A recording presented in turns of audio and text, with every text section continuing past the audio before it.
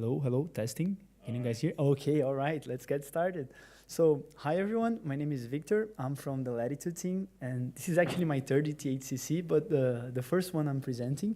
So, for me, it's a pleasure to be here. And I chose a topic that it was quite common during the first three editions that I was here, started in Brussels, which is the hidden costs of running Ethereum on VMs. And the thing is, like, ETHCC is a very welcoming space, and we have like everyone coming by, people who know a lot about Web3 and people who are just getting started. So just a quick disclaimer, when I'm talking about VMs during this whole talk, I'm talking about the virtual servers that we rent in cloud computing companies to run the workloads. I'm not talking about the EVM itself, okay? With that said, let's get right into it. And the best way to start is to just go back to how Ethereum came across, you know. Back when it was designed, its goal was to everyone to be able to easily take part into it, you know. So coding should feel just like the way coding for web development felt like. And the infra requirements that we had in the beginning, it should be like people could run these things in any device they're already on, you know.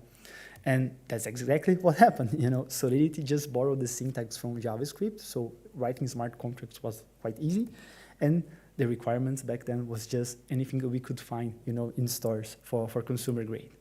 And yeah, that was amazing because that's what set up Ethereum for its success, you know. And the issue was, as Ethereum started to grow and reach new heights, so did its requirements. So in order to succeed in the protocol, these companies, they had to reinvent, you know. So when we talk about validators, RPC providers, even rollups, they had to ditch consumer-grade hardware and go to the public cloud. And the thing is, it was important because all the performance improvements, they were noticeable. Some of these companies, they were even not cloud native. They didn't even try, they didn't even bother to run a consumer-grade hardware, you know. And in order to better explain why there is, I think it's good to do an analogy with Web 2. So I borrowed this diagram here from Bert Hub's newsletter. I'm not sure how much you guys are into cloud computing, but I totally recommend you subscribe. He has a version in Dutch and a version in English. And this is how a full stack solution it looks like, you know. And this is how most companies, they operate. They ship software, you know. So the way they set up internally is they have teams taking care of the upper part, and they outsource the bottom part, because why should they, you know, bother with that? It's not part of their core business, you know. And yes, it did make sense like 15, 10 years ago, you know, because companies like AWS, and AWS is just a representation, you know. This could easily be Google with GCP, Microsoft with Azure, or even Oracle with OCI. The moment that they start to make a lot of success with cloud computing, they start to offer other services, databases, storage, private connections, managed Kubernetes. And then what looked like this in the beginning gradually started to look like that, you know. Companies, they were running, I don't know, maybe 90% of their stack in a single provider. That's an issue, you know. And these are numbers from Q3 last year. Basically, 2/3 of all the expenditure in cloud computing is centralized in just 4 players worldwide. This is Web 2 and Web 3 combined. So at the end of the day, decentralization just lost priority to scalability and flexibility.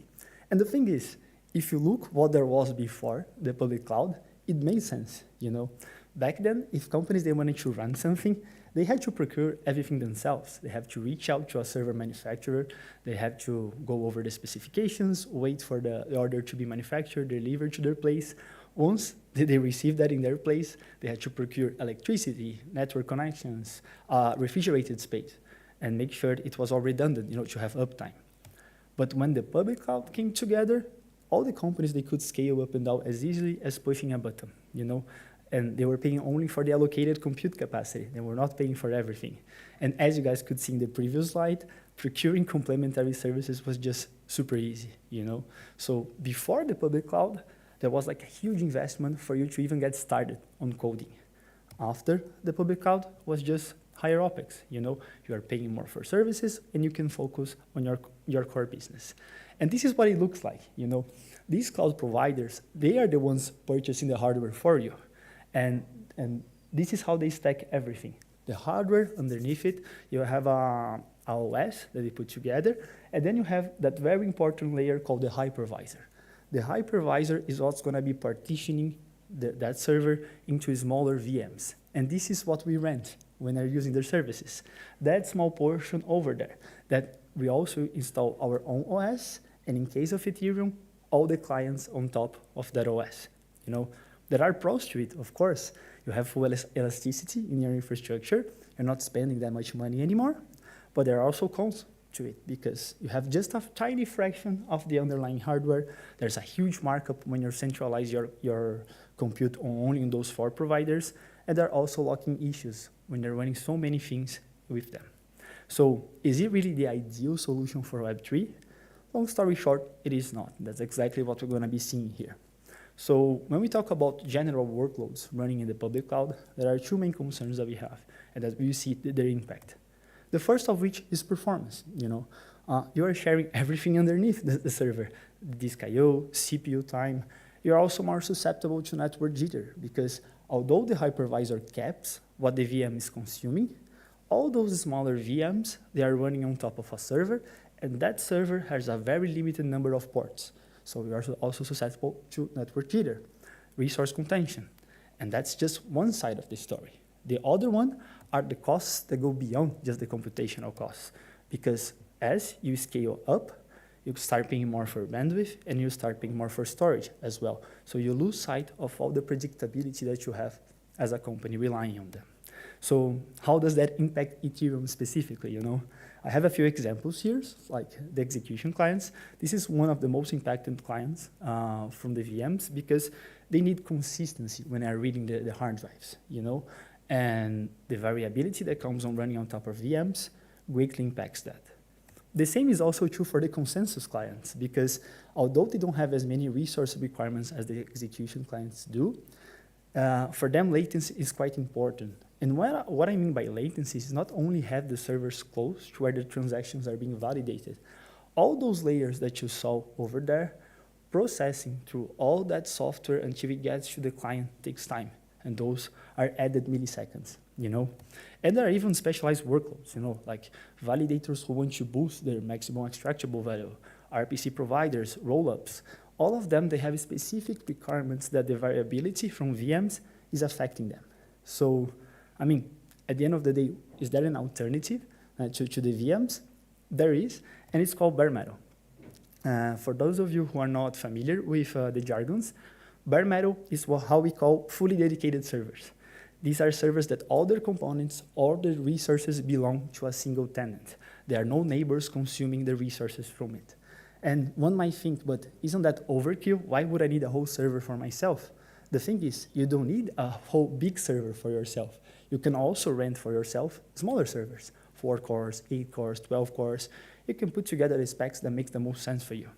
And how does that impact node operators for Ethereum? The moment that you ditch the hypervisor, you have direct access to the hardware. And with that, you can tune the server according to your own needs. You also get more cost efficiency, because you're paying a flat bill for that server instead of paying for things that are scaling up and down. And you're also supporting decentralization, because the moment that you ditch the 4 big providers and you start going for additional providers, you're reducing the concentration. And these guys, they're also not only operating outside of the data centers of the big guys, but also in the new cities, in new regions, which is really good for the protocol. However, there are still some trade-offs you guys should have in mind, because there's no one-click auto-scaling. So if your project starts to gain traction, you need to procure more capacity yourself, and you need to have people inside your company with enough knowledge to set it up. But when you put both together, you can see that the upper layer is exactly the same when you're running on a VM or on bare metal. What changes is what is underneath it, and the trade-offs, they come with a huge boost in performance and cost reduction. So they are really, really worth it. But instead of just taking my word for it, I would like to just go over a few case studies that we have. This is actually a sneak peek of an upcoming one that is coming over the course of the next few weeks. Boundless, they have been working with us for the past months, and they have moved 100% of their ZK validators from AWS to Latitude's bare metal. And in doing so, they got 60% cost reduction on the costs of those validators while getting twice the performance. So it's not one instead of the other. They are reducing costs while boosting performance. And they are just one of many other companies that have pivoted from the VMs. These other guys here are also case studies that we have of companies that put together layer 1 infrastructure, RPC providers, or even validators of other protocols. And they ditch the VMs from AWS, Azure, and Google and move to bare metal.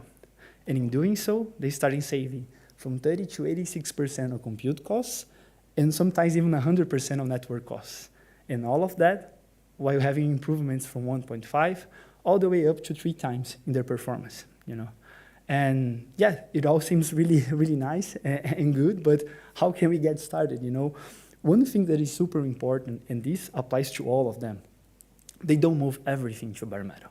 They move what is most intensive, you know, the most intensive workloads or very expensive like workloads, they move that to bare metal. And they run the lightweight part of it and the bursty services on VMs. They still have other things that VMs are really good for. That's why they were invented in the first place, you know, and they keep doing that. They're running hybrid. So when you put together like your own hybrid approach, start measuring, compare performance, compare costs, and see. At the end of the day, you see that bare metal has a really good impact, you know. And well, before I wrap up here, looking ahead of us, I'm not sure if you guys saw Jerome's opening presentation this Monday, but it was quite important because he mentioned how much Ethereum has changed over the past 10 years and how much ETHCC has changed alongside it, you know. Like, it had to evolve. So the conference evolved alongside the protocol.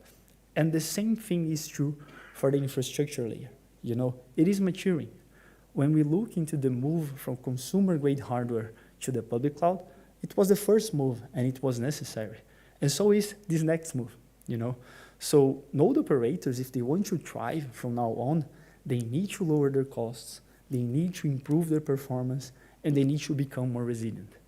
The good thing is, if they want to do that, bare metal, that is already possible when they're running everything on top of bare metal. And that's it for today from my end, guys. Hopefully it was as insightful for you as it was pleasant for me. You can check out all Latitude's resources, including our bare metal offerings in this QR code here. Also, when you go there, you can also register for our after party that is happening later tonight in the Villa Brecan Beach Club here in Cannes.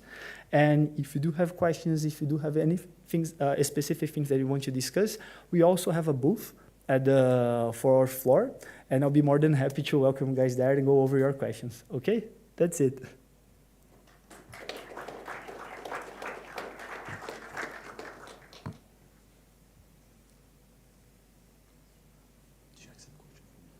Yes, I'll be more than happy. Anybody has a question?